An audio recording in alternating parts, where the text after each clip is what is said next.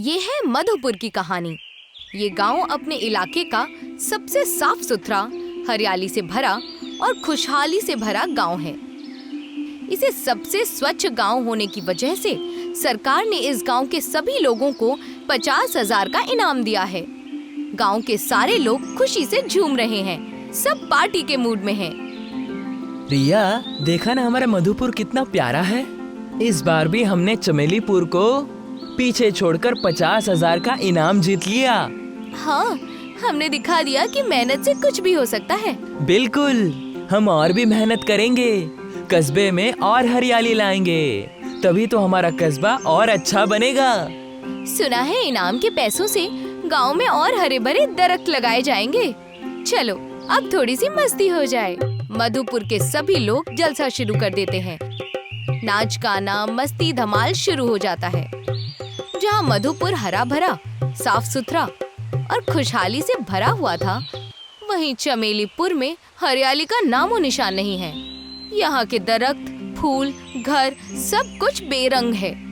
पूरे गांव में कचरा फैला हुआ है, क्योंकि यहाँ के लोग मेहनत नहीं करते, अपने प्रधान चमचम चोर के जादू के भरोसे बैठे रहते हैं। चमचम चोर के साथ गांव के सारे लोग साथ हैं। इस बार भी हमें नहीं, बल्कि मधुपुर को 50,000 का इनाम मिला है। वो तो मिलेगा ही भैया, वो लोग मेहनत करते हैं, कस्बे को साफ रखते हैं, दरख्त लगाते हैं। मेरे रहते तुम लोगों को मेहनत करने की कोई जरूरत नहीं है। मैंने वो जादुई डब्बा हासिल कर लिया, जिसे मैं काफी दिनों से हासिल करना चाहता था। अब देखना, कल तक मेरा गांव कितना हरा भरा और साफ हो जाएगा। रात का वक्त है। चमचम चोर अपना जादुई डब्बा लेकर अपने गांव चमेलीपुर की गलियों में घूम रहा है। जैसे ही वो घूमता है, गांव का सारा कचरा उस डिब्बे में जमा हो रहा है। वो गांव का सारा कचरा लेकर हवा में उड़ जाता है। मधुपुर गांव के सभी लोग सो रहे हैं। तभी चमचम चोर अपने जादुई डब्बे के साथ मधुपुर गांव में पहुंचता है और मधुपुर की गलियों में सारा कचरा फैला देता है। साथ ही अपनी जादुई डब्बे में गांव की रंग बिरंगी चीजें, फूल, खिलौने और बच्चों के रंगीन कपड़े चुरा लेता है और चल देता है। इस कस्बे को उबाऊ और रंगीन बना दिया। अब इसी कस्बे के रंग से अपने कस्बे को रंगीन बनाऊंगा। चमचम चोर मधुपुर गांव का सारा रंग लेकर अपने गांव चमेलीपुर चला जाता है और वहां उस रंग से पूरे गांव को रंगीन बना देता है। सूखे हुए दरख्त हरे हो जाते हैं, सारे घर रंग बिरंगे हो जाते हैं। सुबह सभी लोग उठते हैं, अपने गांव को रंगीन देखकर खुश हो जाते हैं। वाह, क्या बात है! एक रात में ही ये चमत्कार कैसे हो गया? ये सब अपने कस्बे के चमचम चोर का जादू है। उसी ने एक रात में ये सब कर दिखाया। अगला इनाम सरकार हमारे ही कस्बे को देगी। मधुपुर में सभी लोग सुबह उठते हैं तो देखते हैं कि गांव से सारे रंग गायब हो चुके हैं। सबके घर बेरंग हो चुके हैं। सबके घर सफेद हो चुके हैं। फूल मुरझा चुके हैं। भैंस का रंग भी सफेद हो गया है। कौवा भी सफेद हो गया है और गांव की सारी गलियों में कचरा फैला हुआ है। ये क्या हुआ मेरे कस्बे के साथ? सारे रंग भी गायब हो गए। हाँ, ये कचरा देखो। कल रात तक तो मेरा गांव साफ था, अब ये कैसे हो गया? कल ही तो हमारे कस्बे को इस जिले का सबसे स्वच्छ गांव होने का अवार्ड मिला था। आज इतना गंदा कैसे हो सकता है? हो सकता है रात में आंधी में उड़कर कचरा आ गया हो। कचरे का तो ठीक है, लेकिन कस्बे से रंग कैसे गायब हो गया?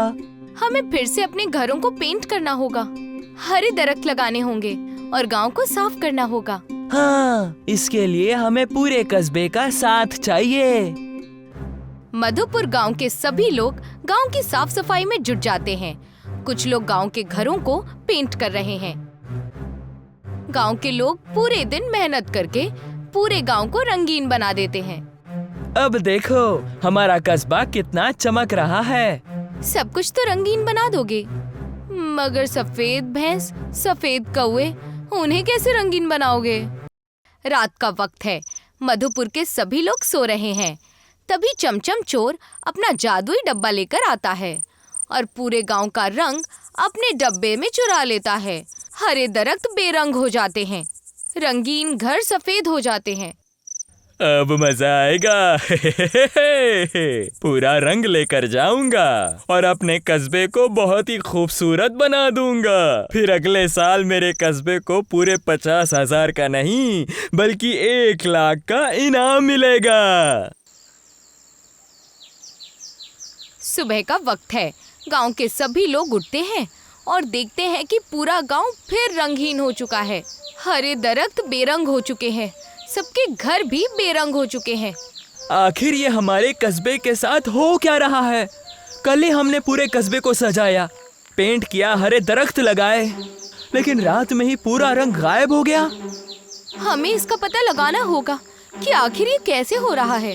पहले स्कूल चलते हैं, नहीं तो लेट हो जाएंगे। फिर आकर पता लगाएंगे।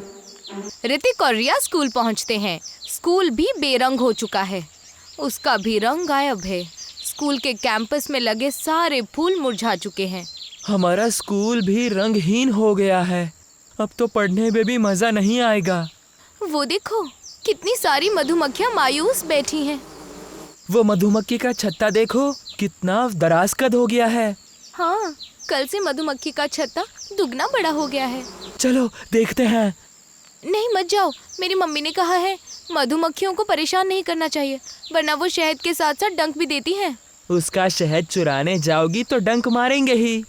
हम तो प्यार से वहां जाएंगे। ऋतिक, रिया और स्कूल के कुछ बच्चे देखते हैं कि बहुत सारी मधुमक्खियां मायूस बैठी हैं। ऋतिक छत्ते के पास जाता है। ऋतिक, छत्ते के पास मत जाओ। अगर मधुमक्खी नाराज हो गई तो तुम्हारा चेहरा भी शहद का डब्बा बन जाएगा। डरो मत, कुछ नहीं होगा।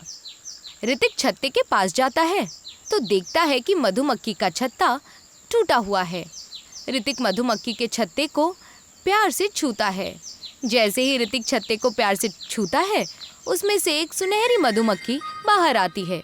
ऋतिक भागो, ये तो रानी मधुमक्खी है, हमें छोड़ेगी नहीं। सभी बच्चे रानी मधुमक्खी से डरकर भागने लगते हैं। डरो मत, मैं कुछ नहीं कहूँगी। रानी मधुमक्खी की आवाज सुनकर सभी बच्चे रुक जाते हैं। तुम्हारा छत्ता क्यों टूटा हुआ है? किसने तोड़ा? हाँ, और तुम सब मधुमक्खियाँ मायूस क्यों बैठी हो? पूरे गांव के फूल मुरझाए हुए हैं।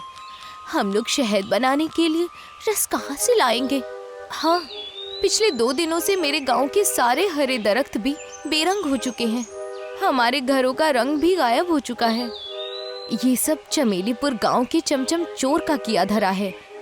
वो हमारे गांव का रंग और फूल ले जाकर अपने गांव को सजा रहा है। अच्छा, तभी तो पिछले कुछ दिनों से हमारे कस्बे मधुपुर का सारे रंग बिरंगे का सामान भी गायब हो रहा है। इस चमचम चोर से निपटने का क्या रास्ता है? वो बहुत बड़ा जादूगर है।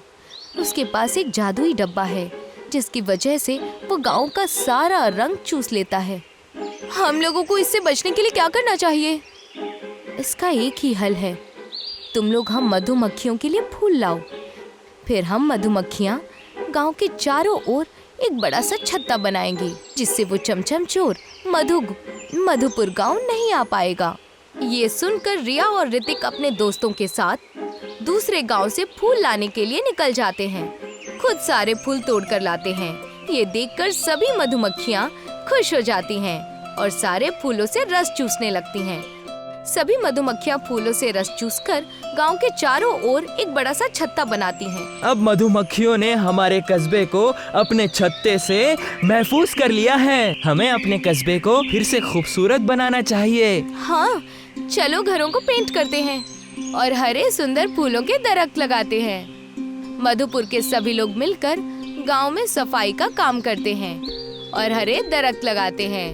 अपने अपने घरों को पेंट करते हैं। सब लोग खुशियां मनाते हैं। रात का वक्त है। चमचम चोर अपना जादुई डब्बा लेकर रंग और रंग बिरंगी चीजें चुराने के लिए मधुपुर के लिए निकलता है। जैसे ही वो मधुपुर के बॉर्डर पर पहुंचता है, वो देखता है कि मधुमक्खियों ने छत्ता लगाया हुआ है।